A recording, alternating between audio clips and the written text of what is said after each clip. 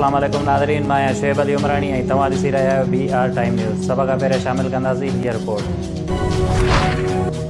हुकूमती कारकर्दगी social media ते उजागर करण लाइ तहरीक इंसाफ़ जो खैबर पख्तूनख्वा हुकूमत 1000 खां वधीक सोशल मीडिया इन्फ्लुएंसर्स भर्ती करे छॾिया। सरकारी दस्तावेज़नि मुताबिक़ मंसूबे जे लाइ 87 करोड़ रुपया मुख़्तस कया विया। सोशल मीडिया इन्फ्लुएंसर्स खे महाना 25,000 रुपया पघार ॾिनी वेंदी। प्रोजेक्ट मैनेजर अलीअ जे मुताबिक़ इन्फ्लुएंसर्स हुकूमत जी पॉलिसियुनि ऐं कारकर्दगीअ खे सोशल मीडिया ते उजागर कंदा, हुकूमत जे ख़िलाफ़ मनफ़ी प्रोपेगंडा ऐं कूड़ियुनि ख़बरुनि जो मुक़ाबिलो कंदा। जमायत इस्लामी जे रुकन असेंबली इनायतुल्लाह जी तनक़ीद। हुन चयो त PTI टैक्स अदा करण वारनि जो पैसो पार्टी मशहूर करण लाइ इस्तेमालु करे रही आहे।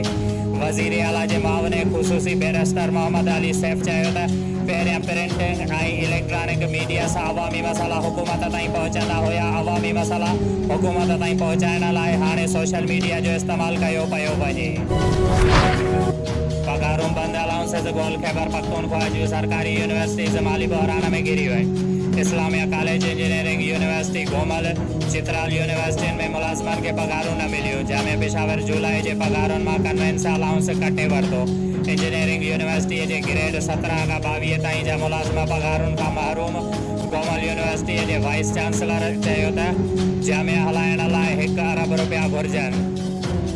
चित्राल यूनिवर्सिटीअ जे गुज़िरियल 3 बजेटूं बि मंज़ूर न थियूं। Army chief general Qamar Javed Bajwa जो सऊदी अरब ऐं मुतहदा अरब इमारात जे हुकमनि सां राबितो। IMF प्रोग्राम मुतालिक़ गुफ़्तगू ज़रियनि मूजिबि पाकिस्तान जे लाइ जल्द सुठी ख़बर जी उमेद।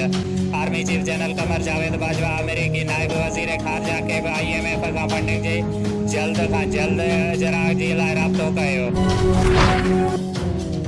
इंटर बैंक में डॉलर अॼु बि किरियो। कारोबार जे इख़्तिताम ते डॉलर 2 रुपया 11 पैसा घटि थी 224 रुपया 4 पैसनि जो थी वियो। माण्हू डॉलर फ़रोख़्त करे रहिया आहिनि। डॉलर जी ख़रीदारी न हुअण जे बराबरि आहे। इंटर बैंक में डॉलर बुलंद तरीन सतह ते वञण खां पोइ उन जी क़दर में तक़रीबन 15 रुपया घटिताई थी चुकी आहे। ओपन मार्केट में डॉलर 4 रुपया सस्तो। डॉलर जी क़ीमत घटि थी 222 रुपयनि ताईं अची वई।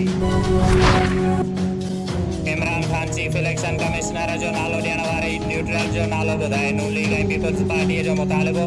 सिंध जे वज़ीर सईद गनीअ चयो त इमरान खान जंहिं ते बूट पॉलिश जो इल्ज़ाम लॻाईंदो आहे उन्हनि अहिड़ो को बि कमु नाहे कयो। इमरान खान कूड़ो साबित थी चुको आहे। शुएब अली उमरानीअ खे ॾींदा इजाज़त। वधीक ख़बरुनि ऐं अपडेट्स लाइ ॾिसंदा रहो BR टाइम न्यूज़।